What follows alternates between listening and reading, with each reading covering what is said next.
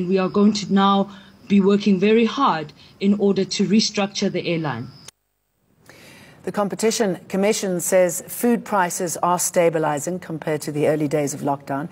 The Commission received numerous complaints of price increases for essential food. To discuss this, I'm joined on Skype by Deputy Commissioner Hardin Ratshisusu. Very good morning to you, Hardin. Tell us a little bit more about your findings here and the fact that prices are now starting to stabilise.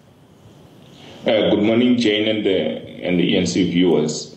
Indeed, what we have done as the Competition Commission since March, we have noticed and with concern the price increases that were manifesting themselves immediately after the declaration of the national disaster.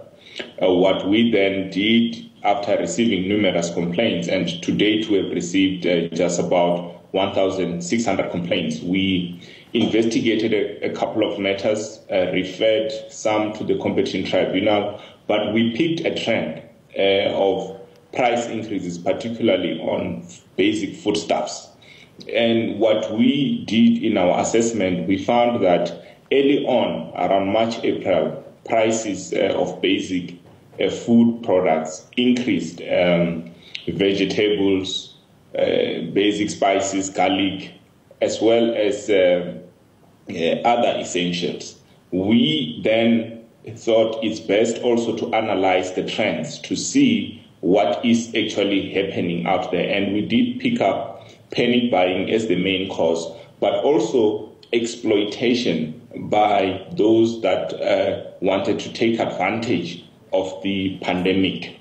So this is our study. A study has now shown that prices since that initial hike or initial increases we have seen, they've begun to stabilize. And why do you think it's stabilizing? In many cases, it's because, one, we think our intervention as the Competition Commission through the regulations that were passed by Minister Patel to tackle price gouging and excessive pricing in the manner that we did influence the way what we see now in the markets.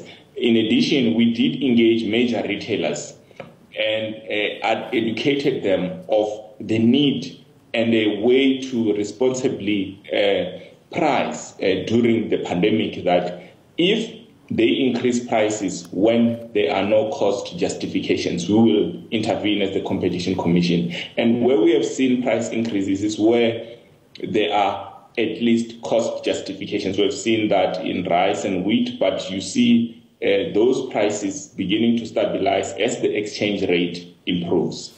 But we have picked some areas that we are quite concerned of, where prices have not necessarily increased, but as we looked into these products, we have found very high margins in those products, and we'll be looking into this into the future. I should imagine the increase in prices must have had a devastating impact on those who really need this type of nutrition. Indeed, you have seen increases in the main fresh produce. So fresh produce is one area where we are quite concerned. Potatoes, tomatoes, and carrots, and many other essentials. This is where we are finding that farmers, farm gate prices are not as high as what we see at retail. And we've found that the markets where these products are sold through are somewhat inflating prices, and which is translating into retail. But also in some cases, there are some retailers that are putting very high margins for these products. And in some cases, we think it's due to exclusive lease agreements that some still enjoy in retail spaces. So this is something that as the Competition Commission, we are going to tackle, and to ensure that prices in South Africa are competitive. And as you rightly say, this affects the poor, but not only the poor, it affects all consumers, because everybody in this current environment is stretched. I don't know of people who are really plain sailing during an environment like this, where we're seeing retrenchments, we're seeing a lot of layoffs, and companies not doing well. All right, Hardin, thanks for sharing your research with us and your